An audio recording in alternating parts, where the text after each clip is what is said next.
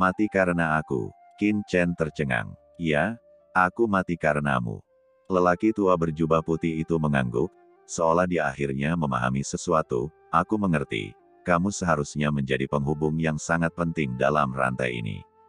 Junior Miekong ada hanya untuk memberimu panduan yang tersisa, untuk datang ke reruntuhan 10.000 dewa dan mendapatkan pohon suci Wukong. Itulah mengapa dia mati secara misterius, di tangan seorang kaisar puncak. Kalau tidak, itu tidak bisa dijelaskan dengan mudah. Siapa? Kamu. Bisakah kamu mempengaruhi nasib pohon ilahi Wukong? Pria tua berjubah putih itu memandang Qin Chen dengan tidak percaya. Qin Chen, maksud Anda, nasib Kaisar Mikong dipengaruhi oleh saya. Qin Chen mengangkat kepalanya dan mengerutkan kening. Aku tidak punya kendali atas takdirku. Siapapun yang ingin mengendalikan takdirku, mereka tidak bisa. Aura menakutkan naik ke langit dari tubuh Qin Chen dan memenuhi udara ke segala arah. Meskipun hal ini belum tentu merupakan hal yang buruk, siapa yang ingin nasibnya selalu dikendalikan oleh orang lain? Ledakan, aura menakutkan memenuhi sekeliling, dan aura yang berada di atas lelaki tua berjubah putih menyapu. Dalam sekejap, aura itu turun ke sekeliling dan memenuhi tubuh lelaki tua berjubah putih itu. Ini, mata lelaki tua berjubah putih itu tiba-tiba melebar. Gao Wei, ini adalah kekuatan Gao Wei, sial. Lelaki tua berjubah putih itu benar-benar tercengang. Qin Chen di depannya bahkan bukan kaisar ilahi, jadi mengapa dia memiliki aura dimensi tinggi di tubuhnya? Junior, kamu dapat mencoba menyatu dengan pohon ilahi Wukong ini.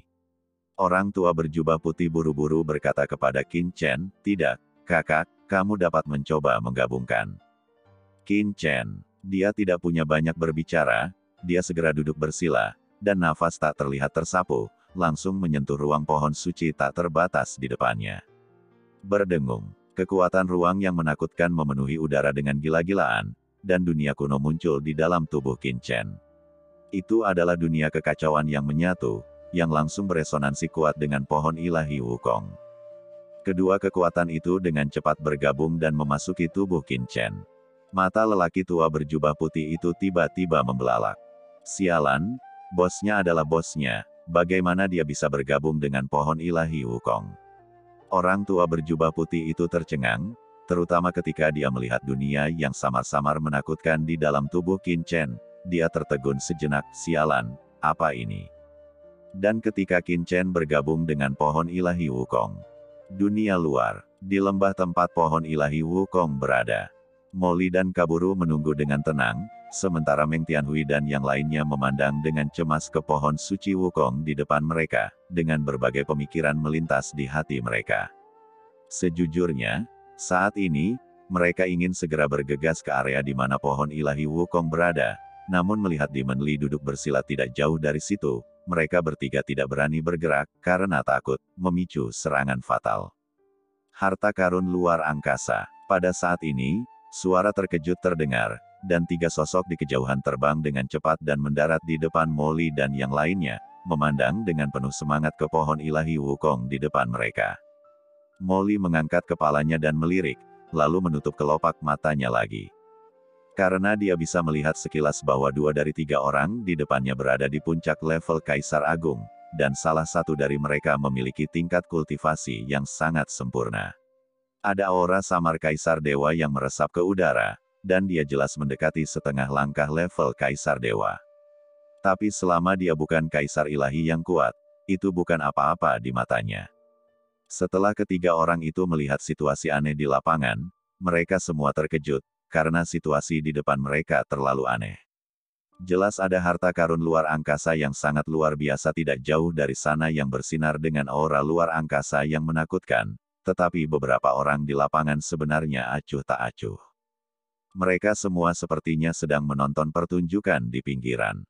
Kecuali pria aneh dengan aura dingin yang mendekat, ada juga binatang buas langit berbintang tingkat kaisar, serta Meng Tianhui dari klan surgawi dan beberapa lainnya. Mereka sebenarnya cukup jauh. Secara khusus, Meng Tianhui dari klan Tian relatif terkenal di reruntuhan 10.000 dewa. Ada banyak orang yang mengenalnya, tetapi saat ini, dia menutup mata terhadap harta karun spasial. Amitabha, Ternyata adalah dermawan Meng Tianhui dari klan surgawi. Saya tidak menyangka bahwa dermawan akan menemukan pohon kuno ajaib di luar angkasa di reruntuhan para dewa. Bagus sekali. Harta karun seperti itu bisa diperoleh oleh mereka yang ditakdirkan untuk mendapatkannya. Saya ingin tahu apakah dermawan mimpi itu keberatan. Bolehkah kita menjelajah bersama? Pemimpinnya, seorang biksu botak dengan mata penuh kasih, mengatupkan tangannya dan berkata perlahan. Biksu Suci Agung. Melihat biksu ini, murid Meng Tianhui dan yang lainnya menyusut. Biksu Suci Agung adalah biksu suci terkenal di dunia Buddha Matahari Agung. Dikatakan bahwa budidayanya telah mencapai puncaknya, dan dia telah menyentuh ambang batas Kaisar Ilahi, setengah melangkah ke ranah Kaisar Dewa. Orang kuat seperti itu cukup terkenal di seluruh alam semesta. Ternyata itu adalah Biksu Suci Agung. Meng Tianhui dan yang lainnya segera menyerahkan tangan mereka dengan hormat, tetapi ada sedikit cibiran di sudut mulut mereka. Begitu Biksu Suci Agung itu muncul, dia berkata bahwa mereka ingin menjelajahi pohon kuno di luar angkasa bersama-sama. Jika pohon kuno di luar angkasa ini benar-benar ditemukan oleh mereka, mereka mungkin harus memberikan sepotong kue kepada Biksu Suci Agung ini, tapi sekarang Meng Tianhui dan yang lainnya menonton dengan tenang. Molly memutar matanya, dan sambil menangkupkan tangannya, sudut mulutnya hanya menyeringai, tetapi dia tidak berbicara sama sekali. Saudara bos saya, apakah kamu di sini? Dua orang lainnya di samping Biksu Suci Agung, salah satunya adalah wanita menggerakkan dengan nafas dingin, tubuhnya berubah menjadi bentuk setengah binatang. Itu adalah Sage Lanyao Agung dari klan iblis kuno, dan yang lainnya adalah manusia pohon kekar, tidak lain adalah Sage Agung Kasiwagi. Melihat bos saya di depannya, orang bijak Lanyao dari suku iblis kuno segera tertawa. Hei, Kak Bro, apakah kamu di sini? Sage Lanyao yang agung menatap mereka berdua dan langsung tertawa. Kak Bro, kakakmu mengirimiku pesan sebelumnya, dan sepertinya kamu mengalami beberapa masalah. Sekarang sepertinya, saudara bos saya telah membantumu memecahkan masalah. Jika saudara Xingli mengetahuinya, dia akan sangat senang. Saya akan mengirim pesan kepada adikmu untuk menyampaikan kabar baik kepadanya. Setelah kata-kata itu jatuh, Sage Agung Lanyao telah mengirimkannya pesan. Keluar. Tidak, Sage Lanyao Agung, semuanya tidak seperti yang kau pikirkan. Wajah Kabulu langsung berubah menjadi hijau. Saat dia diperbudak oleh Qin Chen, dia memang diam-diam mengirim pesan kepada adiknya untuk menyelamatkannya. Tapi kemudian dia menjadi benar-benar terkesan oleh Qin Chen, tetapi beritanya telah menyebar dan dia tidak punya waktu untuk menariknya kembali. Sudah berakhir, sudah berakhir. Sekarang aku dalam masalah. Jika kamu memberitahu orang dewasa bahwa aku meminta bantuan sebelumnya, maka aku akan hancur. Hati Kabulu berputar-putar dengan cemas. Kak Bro, apa maksudmu keadaan tidak seperti yang kukira? Bukankah saudara bos saya yang menyelamatkanmu? Tanya Sage Agung Lanyao dengan ragu. Oke, apa yang kamu bicarakan? Pada saat ini, Biksu Suci Agung tiba-tiba menyela beberapa orang. Dia tidak memiliki persahabatan dengan klan binatang buas langit berbintang. Dia segera berbicara kepada Meng Tianhui dan yang lainnya, Donor Meng, donor bos saya, dan donor armor raksasa. Sejak ketiganya dari kita ada di sini, setelah tiba sebelumnya, saya pertama kali menemukan pohon luar angkasa kuno di sini, dan tentu saja dua adik laki-laki di sini. Biksu Suci Agung itu dengan santai melirik ke arah Kabulu dan Molly di samping, tidak memperhatikan keduanya, wajah-wajah asing. Dalam pikirannya, Molly dan Kabulu pasti mendengarkan Meng Tianhui dan menganggapnya sebagai pemimpin. Jadi Biksu Suci Agung hanya menatap Meng Tianhui dan berkata, berdasarkan siapa yang datang pertama, dilayani pertama, Meng Donor dan yang lainnya memang harus membawa pohon kuno ini ke luar angkasa. Sebagian besar, tetapi dalam hal kekuatan, saya harus mendapatkan sebagian besar. Yang disebut kasih sayang adalah apa yang disebut. Dalam hal ini, saya tidak ingin lebih dari pohon kuno ini, pohon di luar angkasa. Satu orang akan mendapat 50%, dan semua orang akan berbagi sisanya. Apakah Anda punya pendapat? Biksu Suci Agung itu berkata dan melihat sekeliling. Aura tajam Kaisar Dewa setengah langkah perlahan menghilang dari tubuhnya. Dari segi budidaya, dia memang yang terkuat di lapangan. Namun dia tidak cukup kuat untuk menyapu semua orang di lapangan, apalagi dia harus memperhitungkan kekuatan orang lain di lapangan. Jadi ketika dia mengaku mengambil 50%, dia harus ikhlas sekali. Pada saat ini, dia hanya beruntung karena Meng Tianhui dan yang lainnya telah menemukan pohon luar angkasa kuno tepat setelah mereka menemukannya. Jika tidak, setelah pohon luar angkasa kuno itu terbelah, tidak akan mudah baginya untuk mengambil setengahnya membagikan. Dalam pandangan Biksu Suci Agung, Meng Tianhui dan yang lainnya mungkin akan membantah apa yang dia katakan. Bagaimanapun juga, dia mengambil setengahnya, dan sisanya dibagi oleh yang lain, yang memang tidak cukup. Harga terendah di hati Biksu Suci Agung itu adalah 40%, jadi dia menawarkan tambahan 10% hanya untuk memberikan tawaran balasan kepada Meng Tianhui dan yang lainnya sehingga mereka dapat menyelamatkan mukanya. Tanpa diduga, setelah mendengar apa yang dia katakan, Meng Tianhui dan dua orang lainnya tidak hanya tidak membantah, tetapi juga memandang Biksu Suci yang baik dan agung dengan ekspresi aneh.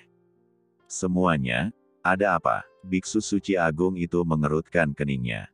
Entah kenapa, dia selalu merasa suasana di lapangan itu aneh. Bukan apa-apa. Meng Tianhui tersenyum dan menggelengkan kepalanya, hanya saja saya mendengar sebelumnya bahwa alam Buddha Matahari Agung Anda ditutup karena suatu alasan belum lama ini. Kenapa yang mulia? Hahaha, ternyata begitu, karena ini. Beku suci yang agung itu akhirnya mengerti dari mana datangnya tatapan aneh di mata Meng Tianhui dan yang lainnya, dan dia segera berkata sambil tersenyum, justru karena dunia Buddhis saya tertutup, maka saya hanya bisa datang ke reruntuhan para dewa ini. Mari kita coba keberuntungan kita. Itu dia. Meng Tianhui mengangguk, Anda tidak tahu bahwa pohon kuno di ruang di depan Anda tidak ditemukan oleh kami, tetapi oleh dua senior di depan Anda, jadi kami tidak memiliki harta apapun. Benar, jika Anda ingin pohon kuno ini ada di luar angkasa, Anda tidak perlu mendiskusikannya dengan kami. Anda hanya perlu mendapatkan persetujuan dari dua senior ini. Petik 2. Dua senior. Biksu Suci Agung itu menoleh dan melihat apa yang ditunjuk oleh Meng Tianhui dan yang lainnya. Molly dan Kaburu tiba-tiba mencibir, Meng Donor. Keduanya hanyalah kaisar puncak, dan aura mereka hanya rata-rata mereka disebut senior olehmu. Biksu Suci Agung itu mencibir. Pantas saja Meng Tian pernah ke sana sebelumnya. Hui mengatakannya dengan sangat baik, jadi ternyata inilah jebakannya. Membiarkan anak laki-laki dari klan binatang buas langit berbintang ini berdiri di depan, dan membiarkan anak laki-laki lain yang bahkan belum pernah mendengarnya sebelum menyetujuinya, jelas merupakan upaya yang disengaja untuk menghentikannya. Pada saat ini, Biksu Suci Agung telah memahami rencana Meng Tianhui. Dia berpura-pura bermurah hati, dan kemudian meminta kedua lelaki kecil itu untuk berdiri di depan dan menggunakan mereka sebagai sarung tangan untuk membidiknya. Memikirkan hal ini, Biksu Suci Agung segera mencibir, Meng Tianhui, bisakah kedua orang kecil ini benar-benar mewakili Anda? Dan bos saya, orang bijak Juha, kalian berdua juga memberikan hak memilih kepada dua orang kecil ini. Apakah Anda yakin? Wajah Meng Tianhui berubah menjadi hijau ketika dia mendengar ini, dan dia buru-buru berkata dengan hormat, Yang mulia, Anda tidak boleh meremehkan kedua orang ini. Meskipun benar kami tiba di sini lebih dulu, pohon kuno di ruang ini memang dijaga oleh dua orang. Kami benar-benar tidak memiliki kualifikasi untuk menyetujuinya. Bos saya dan Sage Agung Juha juga berkata dengan tergesa-gesa, Sage Agung, tidak peduli apa yang dikatakan kedua senior ini, kami akan memilih untuk mendengarkannya. Hah, Sage Agung, yang suci biksu itu mengerutkan kening. Dia bukanlah orang bodoh. Pada saat ini, dia secara alami menyadari ada sesuatu yang salah dengan atmosfernya, karena hanya Guang Meng Tianhui yang mengatakan demikian.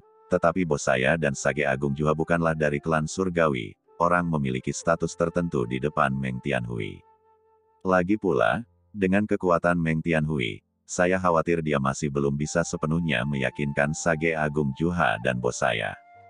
Namun kini Sage Agung Juha dan bos saya juga sepenuhnya setuju dengan perkataan Meng Tianhui pada saat ini. Biksu Sage Agung merasakan ada yang tidak beres, karena jika mereka bertiga telah berkomunikasi sepenuhnya, mereka seharusnya mulai membagi harta luar angkasa di depan dari mereka, tapi sebelum dia datang, orang-orang ini belum mengambil tindakan, dan jelas pembagian rampasannya pasti belum selesai. Apa yang sedang terjadi? Atau apakah kedua orang ini benar-benar aneh? Mampu berkultivasi sejauh ini di laut kosmik ini, biksu suci yang agung secara alami bukanlah orang bodoh, jadi dia berencana untuk mencari tahu dengan cermat. Tapi dia hanya ingin bertanya lebih hati-hati. Sebelum dia sempat berkata apa-apa, Molly yang sedang mendengarkan obrolan mereka tiba-tiba membuka matanya. Kalau kalian ingin ngobrol, pergi saja dan jangan menghalangi. Kalau tidak, diamlah, apalagi. Dasar keledai botak, jika kamu terus berbicara omong kosong, aku akan memenggal kepalamu dan menggunakannya sebagai urinoir. Molly memandang ke arah biksu suci agung itu dengan acuh tak acuh. Wajah Meng Tianhui dan yang lainnya berubah ketika mereka mendengar ini, dan mereka langsung terdiam. Arti kata-kata Molly sangat jelas. Jika mereka berani berbicara lagi, kepala mereka mungkin akan tergerak. Tapi ketika Sage Agung Lanyao dan Sage Agung Baimu mendengar ini, mereka langsung tercengang dan menatap Molly dengan tidak percaya. Dari mana asal-usul pria ini dan nadanya begitu keras? Berani mengatakan bahwa biksu suci agung itu adalah seekor keledai botak. Apakah Anda benar-benar berpikir bahwa karena biksu suci agung itu memiliki kata, sangat baik, ia dapat dihina begitu saja? Beberapa orang biasa yang berkuasa di laut semesta tidak tahu bahwa mereka sering pergi ke alam Buddha Matahari Agung untuk mendengarkan ajaran biksu suci agung tentang welas asih, tetapi Sage Agung Lanyao dan yang lainnya tahu betul bahwa ketenaran orang-orang berkuasa menyukainya biksu suci yang baik hati tidak didasarkan pada belas kasihan. Jumlah orang kuat yang pecah dan mati di tangannya tidak terhitung jumlahnya. Benar saja, setelah mendengar kata-kata Molly, wajah biksu suci yang baik hati langsung menjadi pucat. Dia menatap Molly dengan mata dingin dan mencibir, "Wah, kamu terbiasa menjadi sarung tangan orang lain. Kamu benar-benar berpikir kamu bukan siapa-siapa. Apakah kamu percaya padaku sekarang? Jika aku membunuhmu, Meng Tianhui tidak akan bisa melindungimu sama sekali." Jika bukan karena takut mempengaruhi reputasinya, biksu suci yang agung itu akan membunuh Molly secara langsung. Wajah Meng Tianhui berubah menjadi hijau setelah mendengar ini. "Biksu suci agung, apa yang kamu bicarakan omong kosong? Bagaimana senior ini bisa menjadi sarung tanganku? Jika kamu terus berbicara omong kosong, aku akan bertarung denganmu sampai mati." Biksu suci yang agung dan baik. Biksu itu tiba-tiba mencibir, "Meng Tianhui, kamu masih berpura-pura seperti ini saat ini. Jika ini masalahnya, maka saya akan membunuh orang ini. Apakah Anda benar-benar berpikir saya tidak dapat berbuat apa-apa? Dipermalukan oleh orang yang tidak bisa dijelaskan, dan dihadang oleh Meng Tianhui lagi. Mengancam, biksu suci yang agung itu tidak bisa menahan diri untuk tidak menjadi marah. Begitu dia mengangkat tangannya, seuntai manik-manik emas muncul di tangannya. Dia bahkan tidak mengatakan sepatah kata pun, dan manik-manik emas sudah dikorbankan dengan seluruh kekuatannya. Hampir dalam sekejap mata, manik-manik Buddha emas di tangannya berubah menjadi tirai langit besar yang dipenuhi cahaya Buddha. Cahaya Brahma yang tak berujung bernyanyi di atas tirai, dan cahaya Buddha emas bersinar di mana-mana, membuat cici yang dahsyat terdengar, dan tiba-tiba radius 10.000 kaki terselubung, dan Molly berada tepat di bawah selubung cahaya Buddha. Biksu suci agung menggunakan seluruh kekuatannya saat dia bergerak. Dia tahu bahwa Meng Tianhui pasti akan menghentikannya begitu dia bergerak, jadi dia tidak menunjukkan belas kasihan sama sekali. Bahkan jika Meng Tianhui menghentikannya, dia tetap ingin memberitahu Meng Tianhui bahwa Anda, Meng Tianhui, belum mampu. Anda hanya mengandalkan identitas Anda sebagai putra suci klan surgawi semata-mata berdasarkan kekuatan Anda untuk melakukan hal-hal baik untuknya. Di depan biksu suci, Anda Meng Tianhui bukanlah apa-apa. Jadi dia berusaha sekuat tenaga ketika dia muncul, dan aura Kaisar Dewa setengah langkah memenuhi udara. Dia ingin memberitahu Meng Tianhui betapa kuatnya dia, dan membiarkan mereka membuat kelonggaran dalam distribusi pohon kuno di luar angkasa. Aduh, Sage Agung Lanyao dan Sage Agung Baimu menggelengkan kepala dan menatap Molly dengan kasihan. Mengapa orang ini berbicara begitu impulsif? Berpikir bahwa ada seseorang di belakang Anda dapat berbicara tanpa menahan diri. Saya benar-benar tidak tahu bagaimana menulis kata kematian. Petapa Agung Lanyao sekarang beruntung karena bukan Kabul yang berbicara sebelumnya. Jika Kabru yang mengatakan ini, demi saudara perempuan Kabru, dia pasti harus membuat kesepakatan, tetapi di hadapan kebaikan yang besar. Saya tidak tahu apakah orang kuat seperti biksu suci dapat mendamaikan kedua belah pihak. Ledakan, antara langit dan bumi, cahaya Buddha yang menakutkan menyelimuti dan turun dalam sekejap. Tekanan besar ini membuat Meng Tianhui dan yang lainnya ketakutan. Beku suci yang agung ini layak menjadi pembangkit tenaga listrik tertinggi di dunia Buddhis. Meng Tianhui dan yang lainnya baru saja memikirkan hal ini, ketika tirai cahaya Buddha menakutkan yang dibentuk oleh manik-manik Buddha emas telah berubah menjadi lusinan sinar cahaya Buddha yang menakutkan. Dengan kekuatan gemuruh yang menakutkan, mereka menyerang Molly yang sedang duduk bersila di sana sejenak. Selusin lampu Buddha, dengan suara menderu-derunya, begitu kuatnya sehingga bahkan ruang di langit pun terguncang oleh cahaya Buddha ini. Ekspresi Meng Tianhui dan yang lainnya berubah. Mereka selalu berpikir bahwa biksu suci agung lebih kuat dari mereka, tetapi tidak terlalu kuat. Tetapi sekarang melihat kekuatan seperti itu, mau tak mau mereka merasa takut jauh lebih unggul dari mereka. Dapat dikatakan bahwa selama biksu suci agung itu mau, sangatlah mudah untuk mengalahkan mereka. Mereka semua telah melihat betapa kuatnya Molly sebelumnya. Tapi sekarang kekuatan biksu suci agung yang baik membuat mereka goyah. Bisakah biksu suci agung yang baik benar-benar mengalahkan orang ini? Jika ini masalahnya, maka mereka benar-benar telah menembak diri mereka sendiri sebelumnya. Untuk beberapa saat, beberapa orang menatap pemandangan ini dengan gugup dan telapak tangan berkeringat. Sage Agung Lanyao dan Sage Agung Baimu juga ketakutan dan menatap tempat ini. Berisik. Pada saat ini, Molly, yang sedang duduk bersila, tiba-tiba membuka matanya dan dengan tidak sabar menatap selusin lampu Buddha menakutkan yang menyambar kepalanya. Dia mengangkat tangannya dan langsung meraihnya. Kamu sedang mencari kematian. Melihat Molly mengangkat tangannya dan meraih lebih dari selusin rantai cahaya Buddha miliknya, biksu suci yang agung itu tidak bisa menahan cibiran. Anak yang sangat ceroboh, dia berani mengambil rantai cahaya Buddha miliknya secara langsung. Bahkan pembangkit tenaga listrik setengah langkah tingkat Kaisar Dewa tidak akan bisa lolos dari cedera serius dan kematian ketika dia mengambil rantai cahaya Buddha miliknya sendiri dari dia sebenarnya berani mengambilnya secara langsung. Beku agung itu sudah bisa membayangkan telapak tangan lawannya langsung dimusnahkan oleh rantai cahaya Buddha miliknya. Melihat rantai cahaya Buddha itu, Molly mencibir di sudut mulutnya.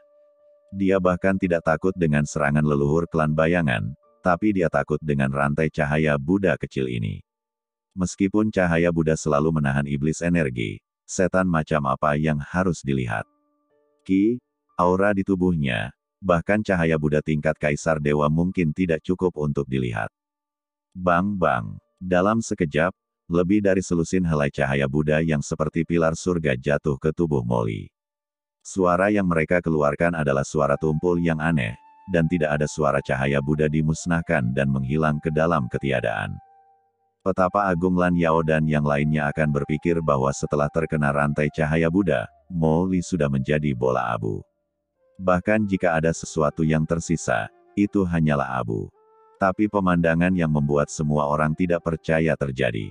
Setelah telapak tangan Molly menyentuh rantai cahaya Buddha, seluruh rantai cahaya Buddha langsung tersangkut dan meledak, seperti pita cahaya rapuh, yang hancur dalam sekejap telapak tangan Li yang gelap masih utuh, bahkan tidak ada bekas luka yang muncul. Mata semua orang menjadi lurus, dan rantai cahaya Buddha menghilang. Molly, yang berada di bawah serangan cahaya Buddha yang besar, hanya mengulurkan tangan dan menepuk-nepuk debu di tubuhnya, atau tampak mengusir lalat dengan santai, ekspresinya adalah sangat santai. Tapi di manakah sedikit abu-abu di tubuhnya? Belum lagi debu, pakaiannya pun tidak kusut, dan tidak ada sehelai rambut pun di telapak tangannya yang kusut. Apa? Bagaimana? Ini mungkin?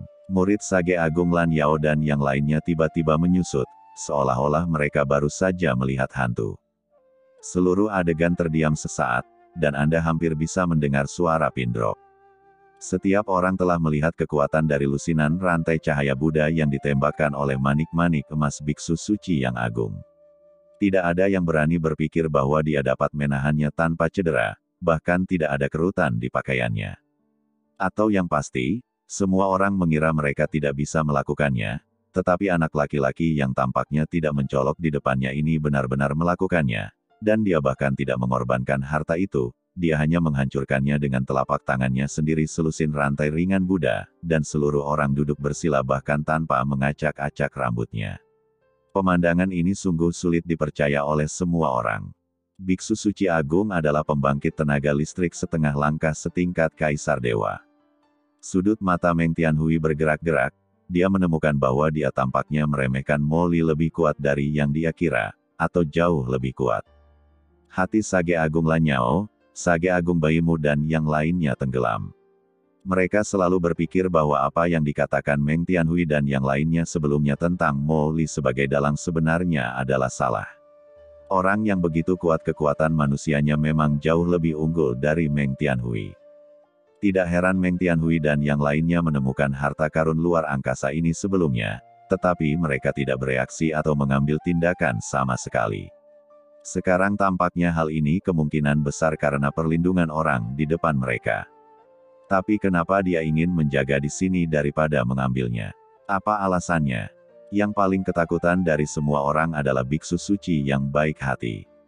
Dia juga terkejut. Dia belum pernah melihat orang yang tidak bisa diam dan tidak terluka di bawah manik-manik emasnya sendiri. Jadi dia hampir tercengang saat ini.